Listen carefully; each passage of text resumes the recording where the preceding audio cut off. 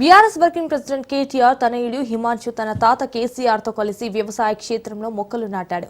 ఇందుకు సంబంధించిన 40 సెకండ్ల వీడియోను అతను తన సోషల్ మీడియా వేదికగా పోస్ట్ చేశాడు. హిమాంశు పారను పట్టుకుని గుంత తవ్వుతుండగా కేసీఆర్ పక్కనే నిలబడి సూచన చేస్తున్నారు. గుంతను తవ్వి ఓ మొక్కను నాటి ఆ తర్వాత దానికి నీరు పోశాడు.